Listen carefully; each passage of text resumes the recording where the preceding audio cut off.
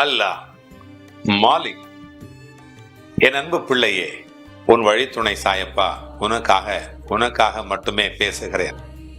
அன்பு பிள்ளையே, உன்னை சுற்றி உள்ளவர்களை பற்றியும் அவர்கள் உனக்கு தடையாக இருப்பது பற்றியும் நீ அடிக்கடி கவலைப்பட்டு கொண்டிருக்கிறாய்.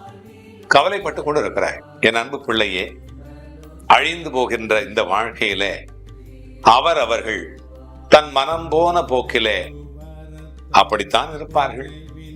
ஏழை சொல் மேடை ஏறாது என்பது போல உன்னுடைய வார்த்தைக்கு அவர்கள் கீழ்ப்படிய போவது இல்லை. அதை விடுத்து உன்னுடைய ஆன்மாவை சுத்தம் செய்து கொள்வதிலே கவனம் செலுத்து. நீ எந்த வயது, எந்த நிலை, எந்த பொருளாதாரம், எந்த நிலையில் இருந்தாலும் கூட பரவாயில்லை, நீ என்னுடைய பிள்ளை. உன்னை சுற்றி இருக்கின்ற சூழல்கள் எல்லாம் மாற வேண்டும் என்று எதிர்பார்த்தால் முதலில் உன்னை மாற்றிக்கொள்ள வேண்டும். என் அன்பு பிள்ளைகளிலே சில அறியாத பிள்ளைகள் சொல்லுகிறார்கள், என்னுடைய கணவன் சரியில்லை, என்னுடைய மனைவி சரியில்லை, நான் பெற்ற பிள்ளைகளே சரியில்லை, என் குடும்பம் சரியில்லை, என்னுடைய நண்பர்கள் சரியில்லை, என்னுடைய அன்பர்கள் சரியில்லை, இந்த சூழ்நிலை சரியில்லை, இந்த சமுதாயமே சரியில்லை என்று சொல்லுகிற பிள்ளைகளை நான் பார்க்கிறேன்.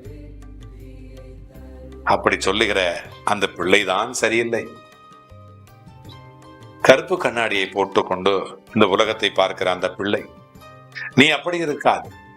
உன்னுடைய விருப்பமோ நியாயமான விருப்பம். அப்படி நீ நினைக்கின்ற பொழுது நீ அதற்கு தடை என்று எது வந்தாலும் என்ன செய்வது என்று நினைத்து தவிக்கிறாய். தடைகளை நினைத்து பயப்படுகிறாய். இந்த தவிப்பினால் உன்னுடைய மனதிலே சஞ்சலம் என்பது தோன்றிவிடுகிறது. மனம் விருப்பத்தை நிறைவேற்றிக் கொள்ள உத்வேகத்தோடு நடை போடுகிறது. எதிரே இருக்கிற ஒவ்வொன்றையும் தடையாக சந்தேகம் கொண்டு அந்த சந்தேகத்தினுடைய கண்ணை கொண்டு பார்க்க தோன்றுகிறது உனக்கு. தடைகள் முதலிலே வழிபோக்கனை போல தள்ளி நின்று வேடிக்கை பார்ப்பதை போலத்தான் தெரியும். அப்படித்தான் தெரியும். உனக்கும் அதற்கும் எந்த விதமான தொடர்பும் இல்லை என்பது போன்ற அந்த சூழல்களாக தெரியும். ஆனால் நீ எதிர்பார்க்காத போதே உன்னை மெல்ல மெல்ல அது கவ்விக்கொள்ளும். அப்பொழுதுதான் உனக்கு உண்மையான போராட்டம் என்பது ஆரம்பிக்கும். அதை நீ உணர்ந்து இருப்பதனால் அப்பொழுதே அந்த முளையிலேயே இந்த தடையை நீ கிள்ளி விட வேண்டும் என்று நினைக்கிறாய். அன்பு பிள்ளையே, கவலைகளை எல்லாம் தூர வைத்துவிட்டு எந்த சலனமும் இல்லாமல் சலனமற்ற சிந்தனையோடு என்னுடைய பாதங்களிலே நீ சரணடைந்து விடு.